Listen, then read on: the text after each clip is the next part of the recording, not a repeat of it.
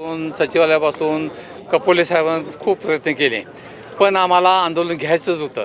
आज रस्ता होऊ शकत नाही का, आचारसंहिता आम्हाला सण, पण आम्हाला ह्या प्रश्नाची निकड किती आहे, लोक किती चिडलेत ही दाखवण्यासाठी आम्ही आज लाखो लोक घेऊन आलो. आणि तुम्ही बघितलं असेल, आमचा दिसत नव्हते इतके लांब, 1 किलोमीटर लोक लांब होती, उन्हासोबत थांबली होती. आज हे शासन आहे ते बिडडोक शासन आहे, काय लागतं आमच्यावर. आज त्यांना मोजून पाणी घेऊ शकत नाही माहिती आहे.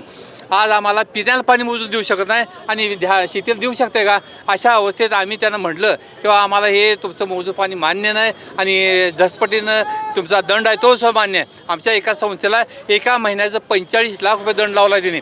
असं 45 लाख म्हणजे एका वर्षाचं झालं 5.5 कोटी. 5.5 कोटी देऊन आम्ही संस्था चालवू शकत नाही. म्हणून मी म्हटलं त्यांना की बा अशा संस्था आम्ही मोकळा केले, बँकेची लोकांच्या कर्ज काढली, आज मोकळ्या त्या, एक पैसा आमचा देऊ नका, पण तुम्ही चालवा. तुम्ही तुमच्या 23 उपसदस्य योजना चालू त्याच पद्धतीने आमचं चालवा. कसे चालवा, 81-19 घ्या ना, कसंही घ्या, पण तुम्ही चालवा. पण शासन चालवू शकत नाही, शासनाला ती अवस्था नाही, शासन चालू शकत नाही. शासनाकडे माणसं नाही आहे, ती लबाड माणसं आहेत, त्यामुळे शासन चालवू शकत नाही. आणि ज्यांना आज माहिती नाही, शेती माहिती नाही, त्यांच्या हातात सत्ता आहे. शेती माहिती नाही अशा IAS अधिकारी ते पंख्याखाली बसून AC मध्ये बसून आमचा निर्णय घेतात, हे आम्हाला मान्य नाही. आणि हे जर आम्हाला 6च्या मीटिंगमध्ये नाही मान्य केलं तर बेमुदत आदेश होतो आम्ही. आणि हे इतकं मोठं असेल की म्हणजे कोण आमचं थांबवू शकत नाही, इतकं मोठं असेल.